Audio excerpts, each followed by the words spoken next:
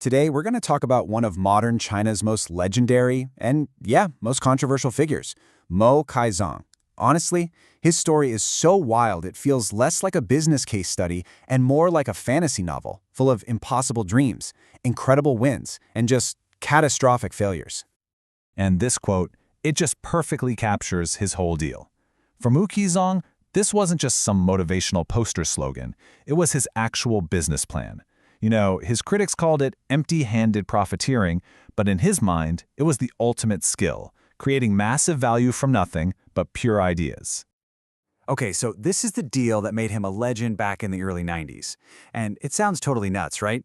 Swapping thousands of tons of stuff like canned food for a Soviet Tupolev T-154 passenger jet.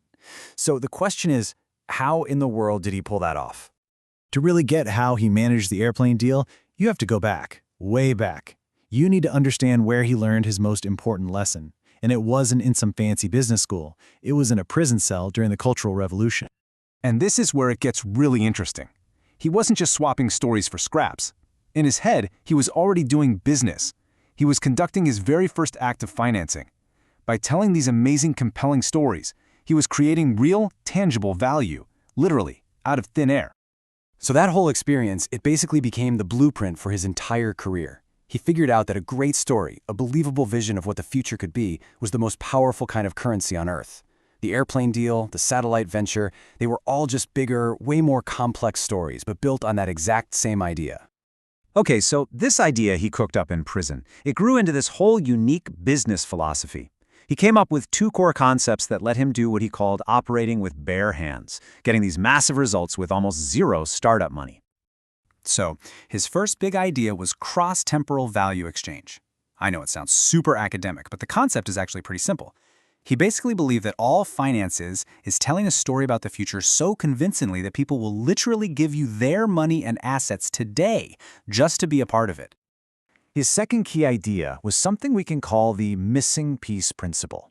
See, he didn't think entrepreneurs create value from scratch. He argued that all the parts and pieces of value are already out there in the world. They're just disconnected. The real genius, the real job of an entrepreneur, is to find that one missing piece that connects everything and unlocks all that hidden worth. Now, when you look at it through that lens, that legendary airplane deal stops looking like magic and starts looking like a masterclass in strategy. Step 1. He saw the needs. Russia had planes, but no consumer goods. China had tons of goods, but needed planes. Step 2. He found the missing piece, and it wasn't money. It was a state-owned company that had the right licenses to handle a complicated barter deal. And steps 3 and 4, well, that was his job.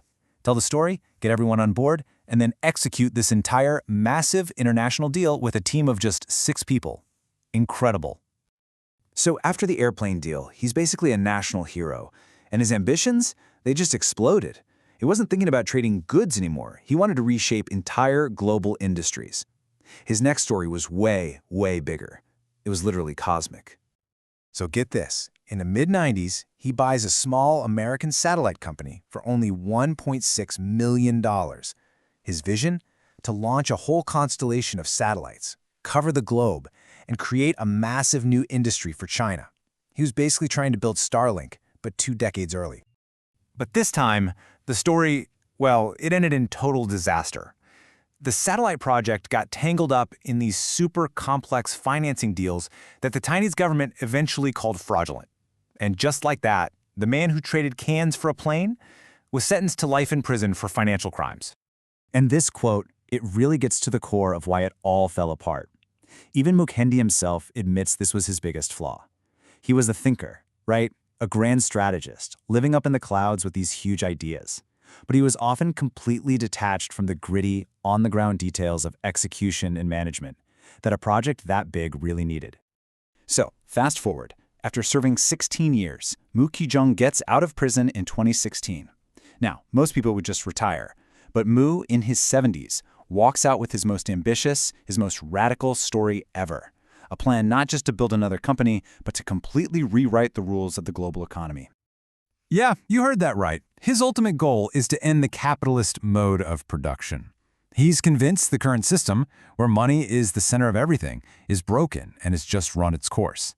He thinks the world is ready for something new, a new model centered not on capital, but on wisdom and creativity. So what's his big solution? He calls it the wisdom-centric model, and it completely flips venture capital on its head.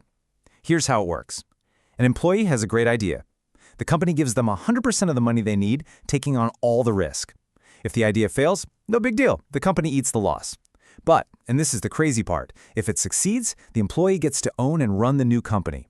The parent firm just gets a dividend, no equity, no control. The whole point is to unleash human creativity by taking away the two biggest things that hold people back: needing money and being afraid to fail.